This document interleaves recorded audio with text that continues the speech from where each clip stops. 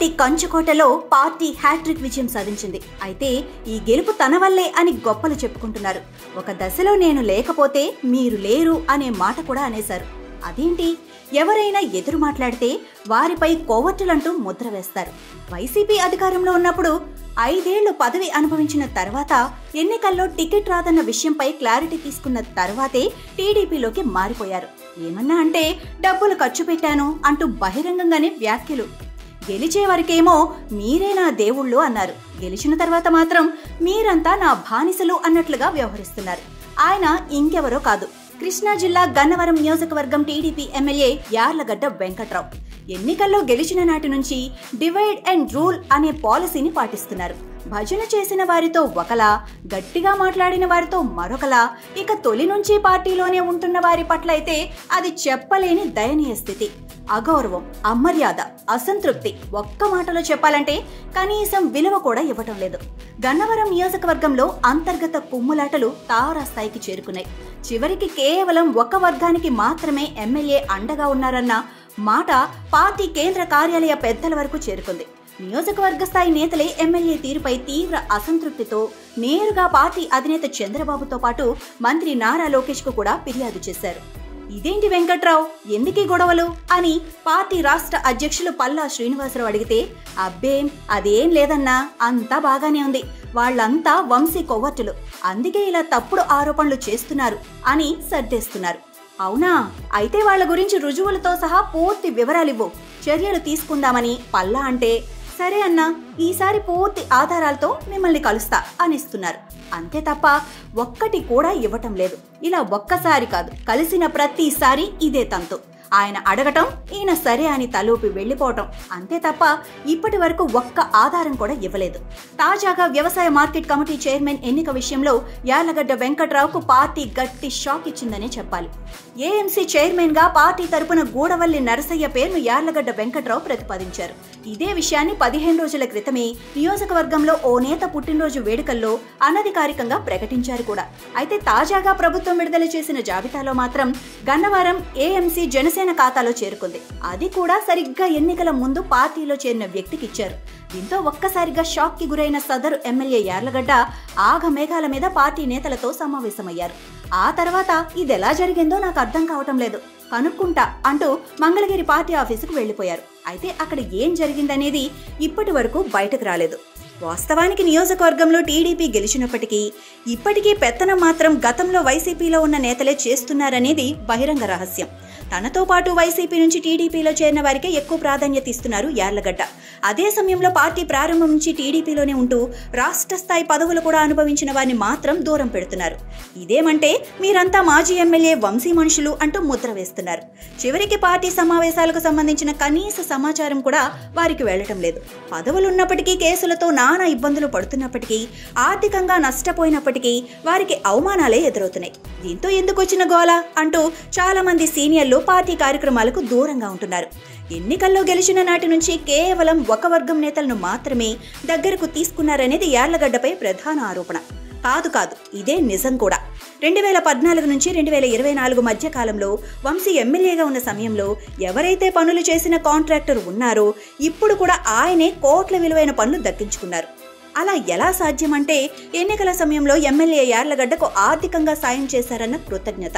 మరి అసలైన కార్యకర్తల పరిస్థితి ఏమిటి అంటే, నాకేం తెలుసు, నేను మిమ్మల్ని పార్టీలో చేర్చుకున్నానా, నాకేం సంబంధం అని ప్రశ్నిస్తున్నారు. చివరికి పార్టీ కార్యాలయాలకు వెళ్లినప్పుడు కూడా కనీస మర్యాద ఇవ్వటం లేదు. నలుగురితో పాటు నారాయణ అనేలా వ్యవహరిస్తున్నారు. ఇక కొంతమంది విషయంలో అయితే కనీసం కూర్చోండి అని కూడా అనటం లేదు. ఎందుకొచ్చారన్నట్లుగా ఓ చూపుతోనే ప్రశ్న. దీంతో అసలు పార్టీ ఆఫీస్కే వెళ్లటం మానేశారు నిజమైన కార్యకర్తలు. విజయవాడలో ఉంటున్న ఎమ్మెల్యే వారానికి ఓసారి గన్నవరం పార్టీ ఆఫీస్కు వస్తారు. అలా వచ్చినప్పుడు కూడా పట్టుమని 4 గంటలు కూడా తన కుర్చీలో ఉండటం లేదు. ఇక ఎమ్మెల్యేకి ఏమైనా సమస్యలు చెప్పుకుందామని వచ్చిన నేతలు, కార్యకర్తలకు దర్శన భాగ్యం కూడా దక్కటం లేదు. దీంతో గన్నవరం నియోజకవర్గం టీడీపీ నేతలు ఎమ్మెల్యేలకు చెప్పటం కంటే కూడా కాస్త కష్టమైనా పర్లేదు, నేరుగా పార్టీ రాష్ట్ర అధ్యక్షుడికే సమస్యలు తెలియజేసుకుంటే సరిపోతుందన్న భావనతో మంగళగిరి కేంద్ర కార్యాలయానికి క్యూ కడుతున్నారు. ఇక వ్యవసాయ మార్కెట్ కమిటీ చైర్మన్ గా జనసేన పార్టీకి చెందిన గరికపాటి శివశంకర్ ను ప్రభుత్వం ఎంపిక చేసింది. వాస్తవానికి నియోజకవర్గం జనసేన పార్టీ ఇన్ఛార్జిగా చలమలశెట్టి రమేష్ కొనసాగుతున్నారు. కొనసాగుతున్నారు. ప్రజారాజ్యం, కాంగ్రెస్ పార్టీల తర్వాత నేరుగా జనసేనలో చేరారు రమేష్. అయితే శివశంకర్ మాత్రం ఎంపీ బాలశౌరికి నమ్మిన బంటుగా గుర్తింపు తెచ్చుకున్నారు. బాలశౌరితో పాటు జనసేనలో చేరిన శివశంకర్కు పవన్ ప్రత్యేకంగా హామీ ఇచ్చారు. ఇచ్చిన హామీ మేరకే శివశంకర్కు ఏఎంసీ చైర్మన్ పదవి వచ్చిందనేది నియోజకవర్గం నేతల మాట. అయితే శివశంకర్ను ఎంపిక చేయడం వల్ల ఎమ్మెల్యే యార్లగడ్డ వెంకట్రావు మాటను పార్టీ పెద్దలు లెక్కలోకి తీసుకోలేదన్న విషయం స్పష్టమవుతోంది. ఇందుకు ప్రధానంగా ఎమ్మెల్యేపై వస్తున్న ఆరోపణలే కారణం. నియోజకవర్గంలో ఏ ఎండకా గొడుగు పట్టి నేతగా గూడవల్లి నరసయ్యపై ఉన్న ఆరోపణ. ఆర్థికంగా స్థితిమంతుడు కావటంతో ఆయనకు యార్లగడ్డ అంత ప్రాధాన్యత ఇస్తున్నాడనేది వాస్తవం. గూడవల్లి నరసయ్య ఏలూరు కాలువ డైరెక్షన్ సమయంలో తన విలువైన భూములు పోతాయన్న భయంతో రైతులను పోగేసి కాస్త హంగామా చేశారు. తొలి నుంచి దేవినేని నెహ్రూ అనుచరుడిగా నరసయ్యకు గుర్తింపుంది. చివరికి ఇప్పటికే పార్టీ తరపున ఆయన ముద్రించే ఫ్లెక్సీల్లో నెహ్రూ బొమ్మ ఉండాల్సిందే. అదేంటని అడిగితే చనిపోయినప్పుడు టీడీపీలోనే ఉన్నారు కదా అని నర్సయ్య అంటారంట. ఇక పార్టీ ఓడిన తర్వాత 2020లో జరిగిన ఎంపీటీసీ ఎన్నికల్లో వైసీపీ నేతలకు సహకరించాడనేది అందరికీ తెలిసిన విషయమే. వంశీ ప్రధాన అనుచరుడు ఏఎంసీ మాజీ చైర్మన్ కొమ్మ ఇంటికి స్వయంగా వెళ్లి పుట్టినరోజు వేడుకల్లో పాల్గొన్న ఫోటోలు అప్పట్లో నియోజకవర్గంలో బాగా వైరల్ అయ్యాయి కదా. దీనిపై నాటి ఇన్ఛార్జ్ బజ్జుల అర్జునుడు వివరణ కూడా ఇచ్చారు. 2019 ఎంపీటీసీ ఎన్నికలప్పుడు పార్టీ సీనియర్ నేత జాస్తి వెంకటేశ్వరరావుపై వంశీ మనుషులు దాడికి యత్నించారు. ఆయన కారును ధ్వంసం చేశారు. చివరికి ఆయన చేసిన పనులకు సంబంధించిన బిల్లులు కూడా రాకుండా వంశీ అడ్డుకున్నారు.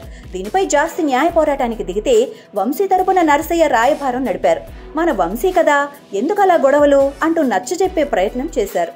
అయితే జాస్తి మాత్రం తామంతా టీడీపీ కార్యకర్తలమని, వైసీపీలోకి చేరేదే లేదని తేల్చి చెప్పడంతో నరసయ్య కూడా సైలెంట్ అయ్యారు. ఇక సరిగ్గా ఎన్నికలప్పుడు యార్లగడ్డ పంచన చేరిన నరసయ్య ఆయన స్థలంలోనే పార్టీ కార్యాలయం పెట్టారు. అలాగే నియోజకవర్గంలో హడావిడి చేశారు. దీంతో 2014-2019 ఎన్నికలప్పుడు నియోజకవర్గం చీఫ్ ఎలక్షన్ ఏజెంట్గా వ్యవహరించిన జాస్తి వెంకటను తప్పించిన యార్లగడ్డ ఆ స్థానాన్ని గూడవల్లి నరసయ్యతో భర్తీ చేశారు. నియోజకవర్గంలోని విజయవాడ రూరల్ ప్రాంతానికే పరిమితమైన Gudavalli Narasayya ward member MPTC ఎన్నికల్లో పోటీ చేసి ఓడిపోయారు. అయినా సరే నేనే గొప్ప అంటూ రూరల్ ప్రాంతంలో గొప్పలు చెప్పుకుంటున్నారనేది నరసయ్య మీద ఆరోపణ. కొంతమంది యువకులు తెలుగు యువత పేరుతో సీనియర్ నేతలపై దాడులకు తెగబడుతున్నా సరే అలాంటి వారికి ఎమ్మెల్యే అండగా ఉంటున్నారు తప్ప దానికి గురైన వారిని కనీసం పరామర్శించడం లేదు.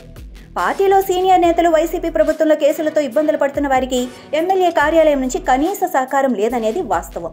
ప్రభుత్వ కార్యాలయాల్లో చిన్న చిన్న పనుల కోసం వెళ్లిన నేతలకు కూడా చీత్కారాలే ఎదురవుతున్నాయి. అదేమని అడిగితే ఎమ్మెల్యే ఆఫీస్ నుంచి ఫోన్ వస్తేనే పనిచేస్తామని, ఇదే తమకు ఎమ్మెల్యే ఇచ్చిన ఆదేశాలని బహిరంగంగానే చెబుతున్నారు. ఇదేంటి సార్ అంటే చాలు, నేను 130 కోట్లు ఖర్చు చేశా, అందుకే నన్ను జనం గెలిపించారు, అసలు నేను లేకపోతే గన్నవరం నియోజకవర్గంలో టీడీపీకి దిక్కే లేదు అని కూడా చేదరించుకుంటున్నారు.